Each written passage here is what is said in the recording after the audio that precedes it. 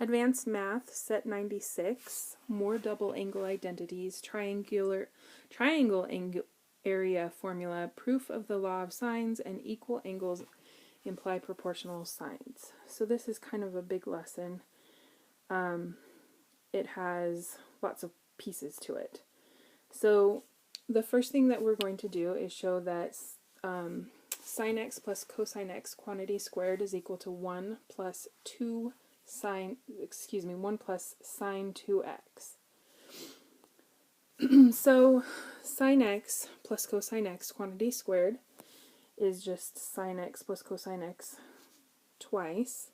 And when we FOIL that out or multiply that out, we get sine squared x plus 2 sine x cosine x plus cosine squared x. And if we rearrange that to get sine squared x plus cosine squared x, then we can take sine squared x plus cosine squared x and make that equal to 1.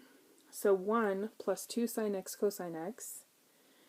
And then if you go back to your trig identities that we've been working on, you can find that 2 sine x cosine x is exactly the same as 1 plus sine of 2x, which is what we were trying to show. Okay, next problem. Show cosine to the fourth x minus sine to the fourth x over cosine 2x equals 1. So cosine to the fourth x minus sine to the fourth x is the same as cosine squared x plus sine squared x times cosine squared x minus sine squared x all over cosine 2x. So we can take cosine squared x plus sine squared x and just make that equal to 1 because that's the identity. And then we're left with cosine squared x minus sine squared x over cosine 2x. But if you go back and check, cosine squared x minus sine squared x is equal to cosine 2x. So we have cosine 2x over cosine 2x, which is equal to 1, which is what we wanted to show. Okay, now the area of any triangle equals half the product of any two sides and the sine of the angle between them. So we're going to show how this is possible. So we're going to take a triangle and we're just going to state some truths about this triangle. So first of all, we can say that x is equal to c times the sine of a, because if we take the right triangle that is in here and we can say the sine of a is equal to the opposite over the hypotenuse. So sine a equals x over c, or in other words, x equals c sine of a. So that is true. And then we can do the same thing, just changing the height, moving our triangle. Now we can say that y is equal to b sine c, because we're taking, again, this triangle, this right triangle, and doing the same thing. And then lastly, we can do that again with the third height of the triangle and say that z is equal to a sine of b. So all of those are true. And if we talk about the area of each of these triangles, going back to the first one, the area of the blue triangle is the base, which is b, times 1/2, times the height. And we said that the height x is equal to c sine a. So 1/2 base times height is 1/2 times b times c sine a.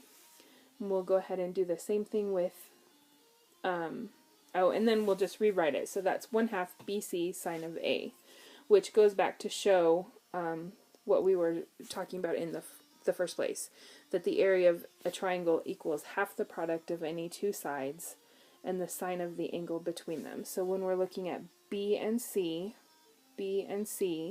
and A is between them, it's half B times C, and then times the sine of A. So now we'll go to the second kind of triangle that we can make, and we will show that again. So the area is 1/2 the base, which is A, times the height, which is B sine C, which is 1/2 AB sine of C. So two sides and the sine of the angle between them. And then lastly, the area of that last triangle is 1/2 C times A sine of B, or in other words, 1/2 AC sine of B. So we have two sides and the sine of the angle between them. That works for any kind of a triangle. It can be an acute triangle, an obtuse triangle, or a right triangle. We happen to show it for an acute triangle. So now that we have our area, we know that the area is 1/2 BC sine of A, or it can also be 1/2 AB sine of C. What we're going to do is we're going to use what we've discovered and show how the law of sines is true based on the truth of the area of the triangles. So we know that the area of one triangle is equal to the area of the second triangle, so we put them equal to each other, and then we're going to just divide both sides by 1/2 B. And so we end up with C sine A is equal to A sine C. Now if we divide the left side by sine of A and the right side by sine of C, and divide everything by sine of A sine of C, then we can cancel, and we end up with the law of sines, which is C over the sine of C equals A over the sine of A. And then just to make sure that we're thorough about it, we do it with B as well.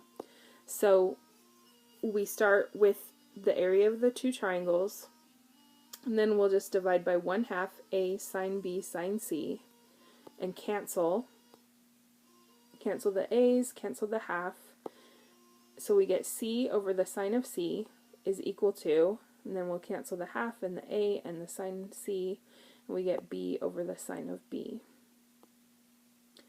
And then on the previous page we showed that that was also equal to A over the sine of A. So now we're going to talk about similar triangles, and we're going to take these two triangles and say that they are similar. So if we're comparing A to A prime, there's a certain scale factor, and since they're similar triangles, B to B prime is the exact same scale factor, and C to C prime is the same scale factor as well. So now we're going to put angles in there, and for this proof we're going to assume that corresponding angles are equal, and then we're going to show that if corresponding angles are equal, then the corresponding sides have the same ratio. So what we need to remember here is the law of sines, and we're going to say that the law of sines, A to sine of A is the same as B to sine of B, which is equal to C to sine of C, and that's a constant K. So A over sine of A is equal to K, and A prime over sine of A prime is equal to K prime. So if we compare those two as a ratio, A over sine A to A prime over sine of A prime, we end up with K over K prime, and we can just call that a certain proportion P. So since A is equal to A prime, because we said that corresponding angles are equal, then we can cancel those A's and A primes and show that the sine of A is equal to the sine of A prime, and cancel those out. So we get the smaller side, A to A prime, is equal to that same proportionality P.